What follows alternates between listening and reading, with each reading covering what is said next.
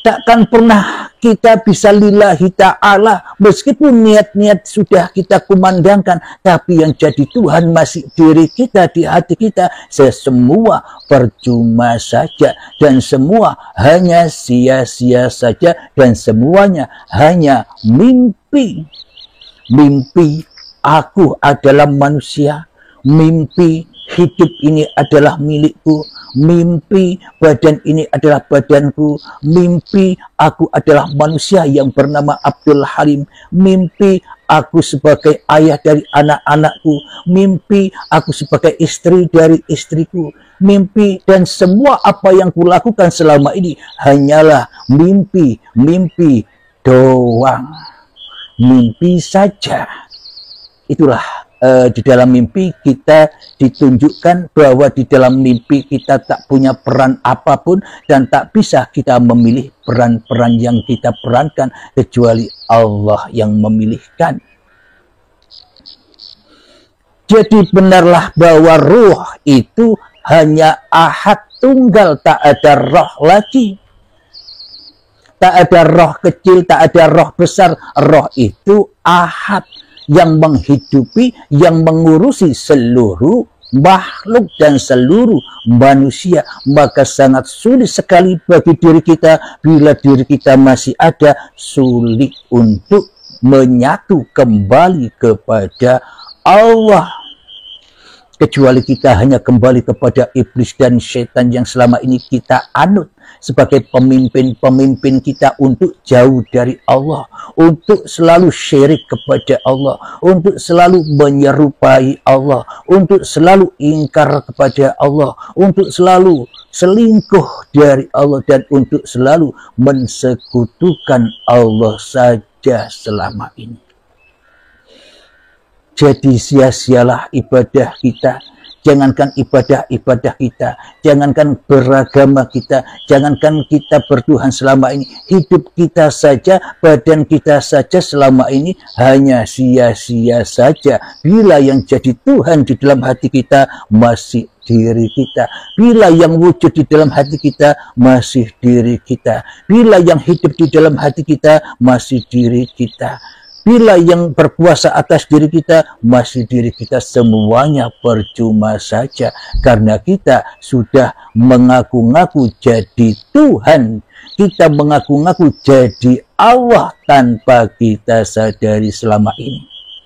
Jadi jika kita sudah mendengarkan petuah-petuah hak dari Allah ini, maka bangunlah, bangunlah dari tidur panjangmu, bangunlah dari mimpi-mimpi duniamu, beranjaklah, hijrahlah, kembalilah kepada Tuhanmu yang telah menciptakan kamu, kembalilah kepada Tuhanmu yang telah mengurusi kamu sejak dari tanah hingga saat ini, hingga sampai menjadi tanah lagi kelak.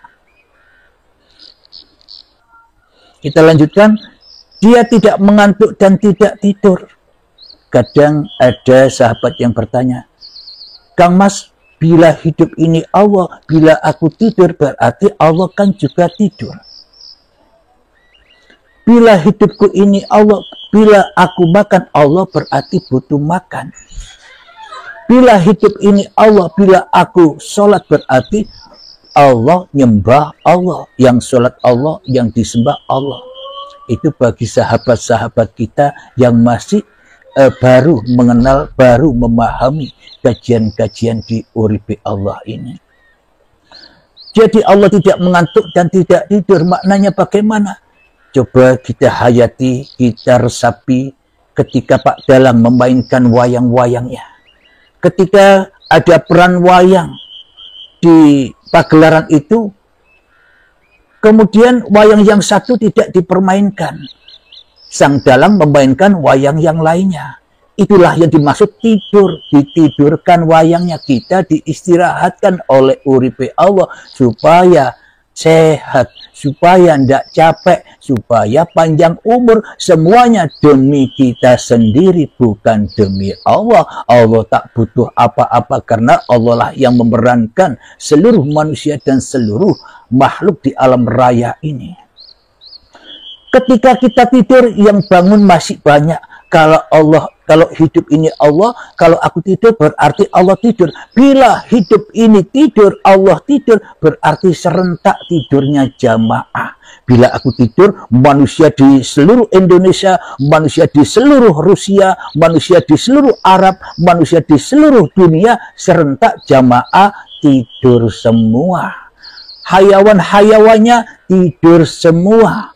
Tumbuh-tumbuhannya tidur semua. Jadi hancur kiamat kalau begitu.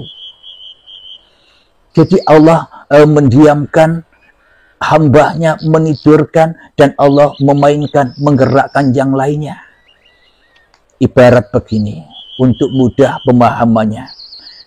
Di dalam akuarium yang besar banyak terdapat ikan-ikan, miliaran ikan-ikan. Hidupnya ikan tergantung pada air. Air ada di dalam ikan dan air ada di luar ikan. Jadi ibaratkan bagaimana mungkin ikan mencari Tuhannya sementara ikan sudah di dalam Tuhannya. Bagaimana mungkin ikan mencari air yang menghidupi, yang menumbuhkan, yang menciptakannya sementara dirinya sudah di dalam air itu. Bagaimana mungkin manusia mencari Tuhannya sementara manusianya sudah berada di dalam Tuhannya. Al-insanu sirri wa ana sirruhu. Manusia itu adalah sebuah rahasia dan akulah yang merahasiai manusia. Jadi ketika di dalam air itu ada ikan yang tidur, ada ikan yang bangun, itulah yang dimaksud Allah Maha Perkasa meliputi seluruh apapun yang diciptakannya. Contoh lagi ilustrasinya, logikanya. Contoh baju yang kita pakai.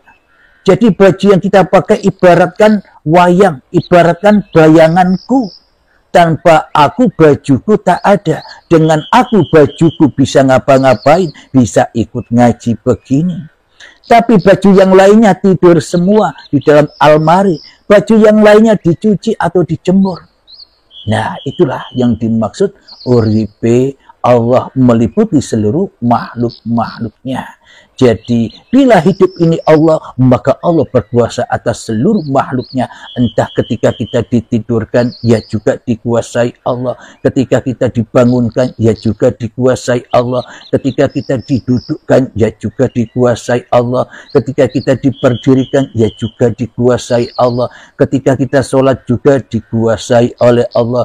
Ketika kita beribadah, ketika kita bekerja, dan ketika kita ngapa-ngapain saja, semuanya sudah di dalam Allah. Karena urip iki uripe Allah, luar dan dalamnya Allah. Allah meliputi segala sesuatu.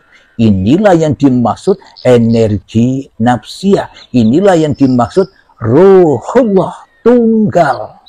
Ibarat air di lautan yang menghidupi biliunan ikan-ikan. Ikan yang sudah di dalam air.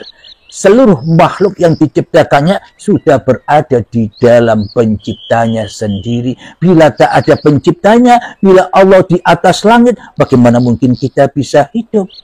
Bila Allah hanya di langit tempatnya, bila Allah hanya di kursinya Allah sana tempatnya, bagaimana mungkin kita bisa bergerak, bagaimana mungkin kita bisa wujud, bagaimana mungkin kita bisa ada, bagaimana mungkin kita bisa sholat, bagaimana mungkin kita bisa ibadah, bagaimana mungkin kita bisa bersolawatan, bagaimana mungkin kita bisa bekerja, bagaimana mungkin kita bisa tersenyum, bisa marah, dan sebagainya. Bila tanpa Allah. Jadi Allah itu yang dimaksud langit itu ya hidup ini loh langit. Badan ini loh bumi. Jadi bumi dan langit itu ibarat Tuhan bersama meliputi apapun yang diciptakannya. Tanpa Tuhan tak ada ciptaan. Tanpa Tuhan tak mungkin aku bisa menyebut diriku adalah manusia. Sebab yang menyebut diriku adalah manusia ya uripe Allah sendiri yang menciptakan kita semua.